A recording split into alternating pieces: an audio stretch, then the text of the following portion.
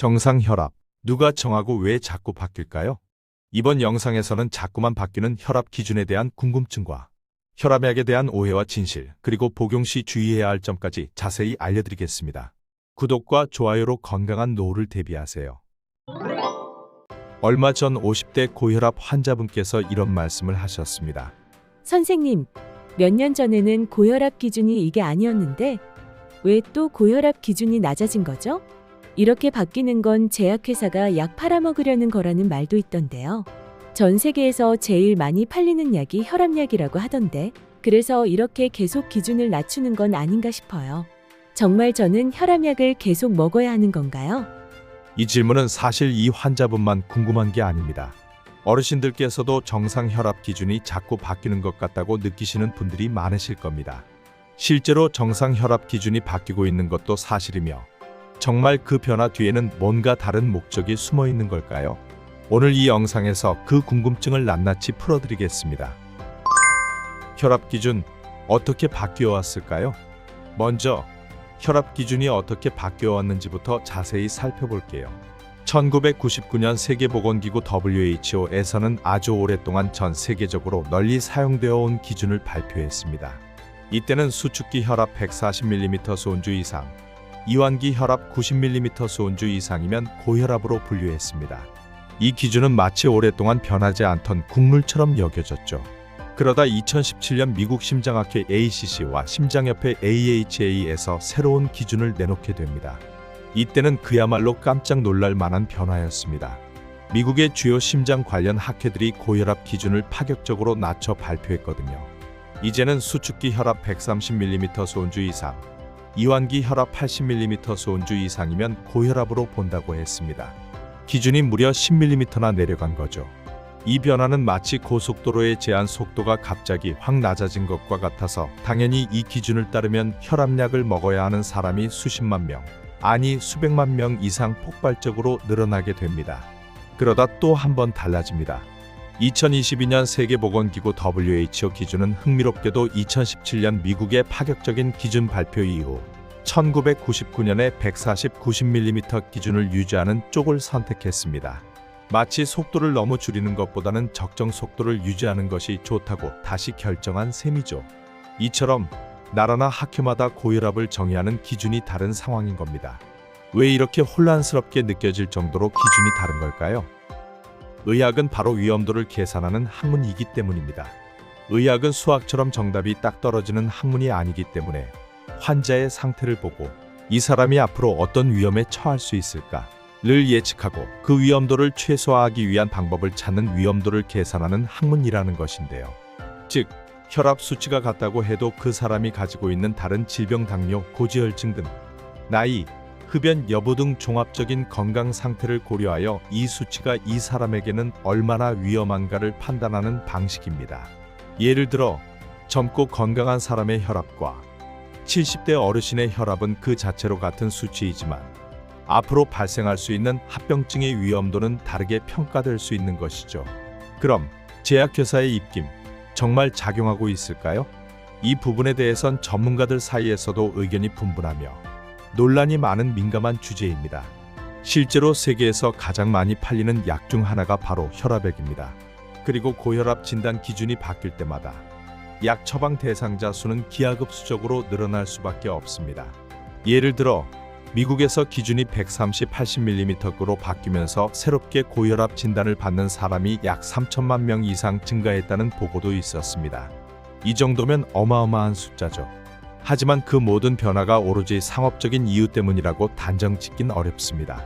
왜냐하면 혈압 기준 변경을 지지하는 의학 연구에서는 더 낮은 혈압 기준을 적용하여 적극적으로 관리할 때 심혈관 질환, 심장마비, 뇌졸중 등 발생 위험이 실제로 줄어들었다는 연구 결과도 존재하기 때문입니다.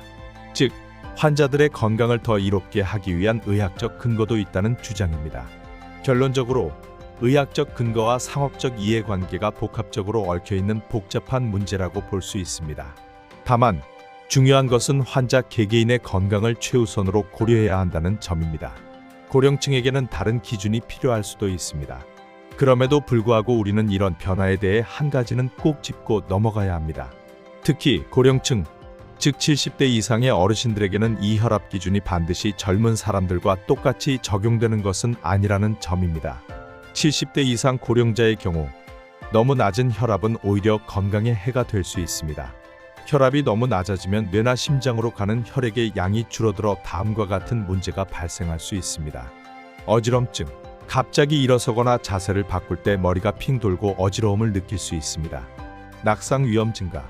어지럼증으로 인해 균형을 잃고 넘어질 수 있으며 이는 골절과 같은 심각한 부상으로 이어질 수 있습니다. 실신. 심하면 의식을 잃고 쓰러지는 실신까지 일어날 수 있습니다. 신체 기능 저하.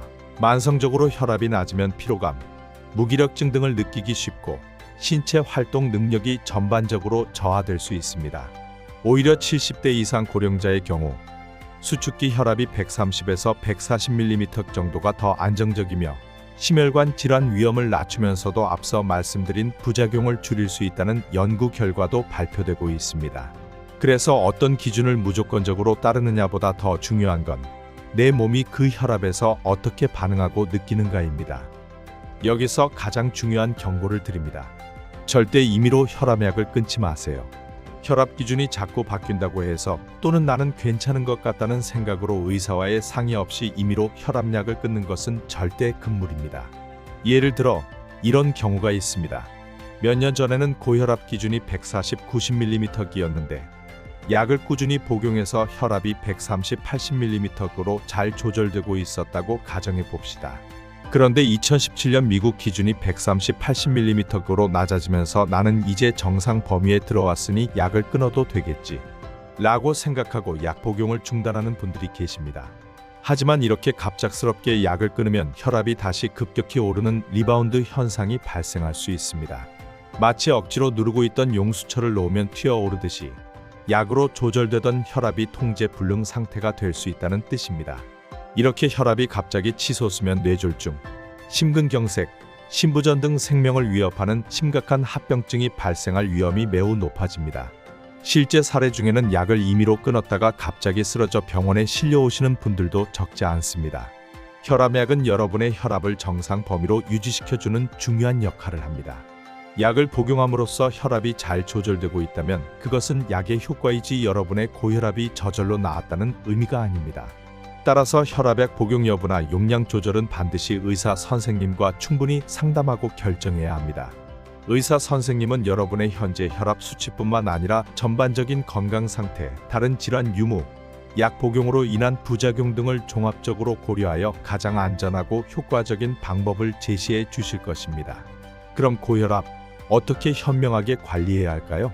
무조건 약을 먹기보다는 먼저 우리의 생활 습관부터 꼼꼼히 점검해 봐야 합니다. 약만큼이나 어쩌면 약보다 더 중요한 것이 생활 습관 개선입니다. 나트륨 섭취를 줄이세요. 한국인의 식단은 나트륨 소금 섭취가 많은 편입니다. 짠 음식은 혈압을 빠르게 올리는 주범입니다. 국물 음식, 찌개, 가공식품, 김치 등을 줄이고 싱겁게 먹는 습관을 들이는 것이 매우 중요합니다. 식단을 바꾸는 것이 힘들다면 조리 시 소금 대신 향신료나 식초 등을 활용해 보세요. 수분을 충분히 섭취하세요. 탈수는 혈액의 농도를 짙게 만들고 혈압을 불안정하게 만들 수 있습니다. 목마름을 느끼기 전에 규칙적으로 물을 마시는 습관을 들이세요. 특히 아침에 일어나서 물 한 잔 마시는 것은 혈액 순환에도 도움이 됩니다. 다만 심장 질환 등으로 수분 섭취를 제한해야 하는 경우에는 반드시 의사와 상의하세요. 스트레스 관리와 가벼운 유산소 운동, 스트레스는 혈압을 순간적으로 높일 수 있습니다. 취미생활, 명상, 가벼운 산책 등으로 스트레스를 해소하는 방법을 찾으세요. 또한 걷기, 조깅, 수영 등 가벼운 유산소 운동은 혈압을 낮추고 심혈관 건강을 증진하는 데 큰 도움이 됩니다. 매일 30분씩 꾸준히 하는 것이 좋습니다. 그리고 약을 먹는다고 해서 모든 것이 끝나는 것이 아닙니다. 약은 혈압을 조절하는 수단이지 건강의 기준이나 절대치는 아닙니다. 약을 복용하면서도 혈압이 잘 조절되는지 꾸준히 확인하고 혹시라도 약으로 인한 불편함은 없는지 잘 살펴보아야 합니다. 가장 중요한 것, 나에게 맞는 혈압을 찾는 것. 마지막으로 강조하고 싶은 것은 혈압 수치는 그저 참고 자료일 뿐이라는 점입니다. 가장 중요한 것은 여러분 각자의 건강 상태와 몸의 반응입니다. 반드시 의사 선생님과 충분히 상의하여 본인에게 가장 적합한 목표 혈압을 설정하고 그 목표에 맞는 생활 습관 개선과 필요하다면 약물 치료를 병행하는 것이 중요합니다. 의사 선생님은 여러분의 나이, 건강 상태, 동반 질환 등을 종합적으로 고려하여 가장 안전하고 효과적인 방법을 제시해 주실 것입니다. 혈압 기준은 바뀔 수 있습니다. 하지만 내 몸의 반응은 그 무엇보다 중요하며 바로 여러분 자신의 것입니다. 수치에만 너무 얽매이지 마시고 내 몸이 편안하고 건강하게 유지될 수 있는 나에게 맞는 혈압을 찾아가는 것이 진정한 건강 관리입니다. 이 영상이 여러분의 건강한 노후에 도움이 되셨다면 구독과 좋아요 잊지 마시고 앞으로도 유익하고 건강한 정보로 함께하겠습니다. 감사합니다.